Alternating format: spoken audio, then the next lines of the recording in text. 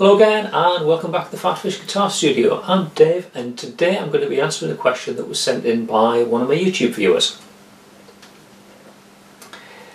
Question came in from Ozan, and Ozan said, what is the best way to learn and memorise guitar scales?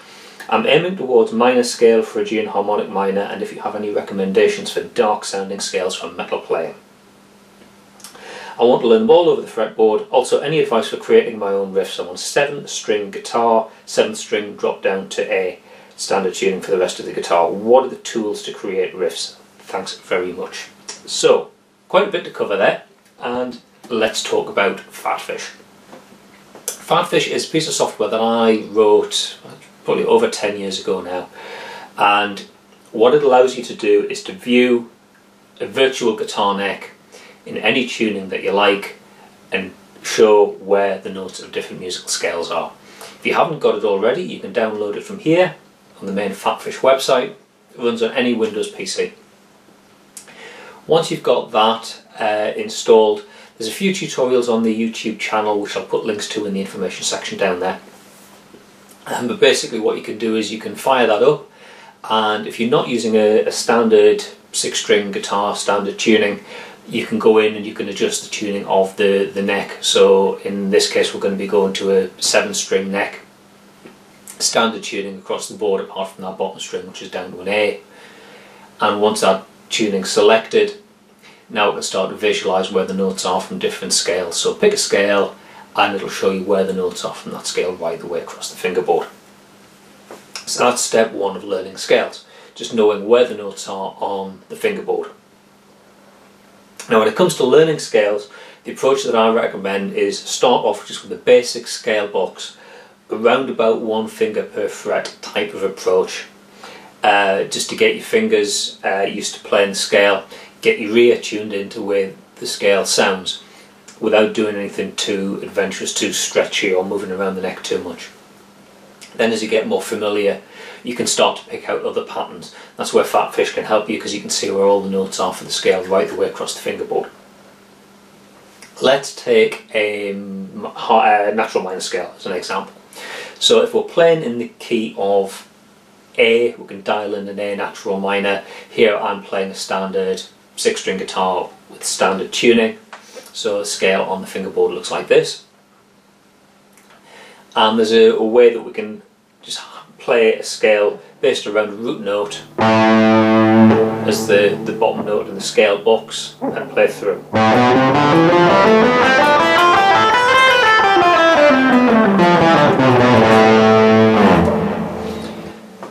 So that's playing the basic scale. Now, my approach to teaching people scales is always remember the scale is just a tool to do a job with. You don't play scales, you play music that's built from scales. But to be able to do that effectively, you kind of need to have your fingers kind of around the way that you play the scales. So, starting point, just play the scale all the way through. Like I did there, straight up and down, just playing through the scale box. Then you can start to look at playing different patterns, and the two patterns that I recommend you look at are just playing alternate notes, so playing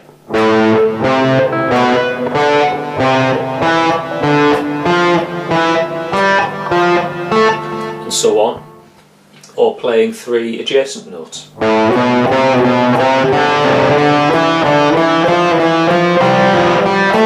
And so on, right the way across the scale, up and down.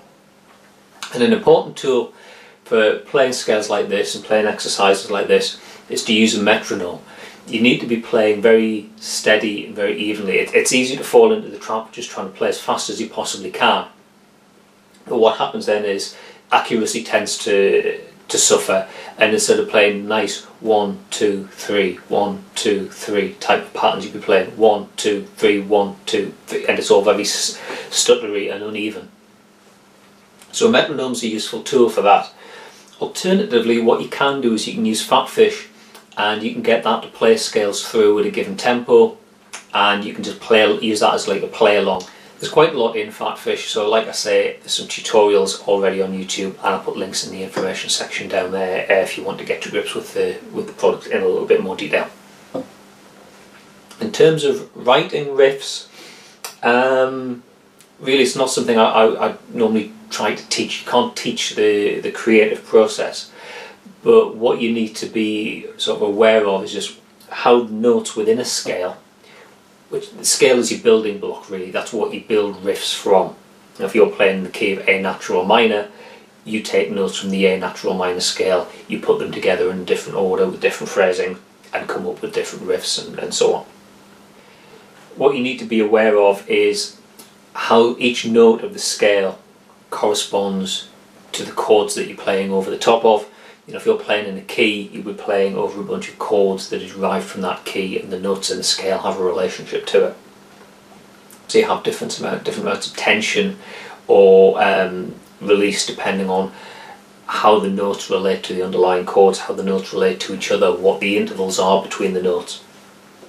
Really, there's a lot to be said just for experimentation. Just once you're familiar with the scale, experimenting. Be aware though of how certain notes in the scale function. So if you're going to play a riff through and then like finish the riff, you're probably going to want to finish on a very strong note from the scale, like a root degree or a fifth degree. If you want to add some tension, then you might want to rest on a note which isn't so resolved, possibly like a second or a flat sixth degree if you're playing in the key of A, key of natural minor. I don't really like teaching the creative process, but I have got one or two videos on the YouTube channel. Again, I'll put some links to them, where I've done like a riff analysis, where I'll show you a riff and then kind of take it apart note by note and explain where the notes have come from with relation to the scale, how they relate to each other and why certain notes have been used in certain places.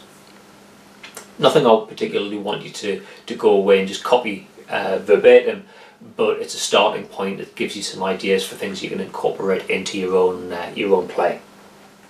You can probably learn a lot as well from looking at other people's riffs and so on, and once you've got a bit of an understanding of how the scales work, you can, as well as just being able to play somebody else's riff, you can kind of take it apart yourself and look at the notes involved and see what that particular note is a certain degree of the scale, and start to think about how that note sounds and what degree of the scale it is. So what does that tell you about how it's functioning?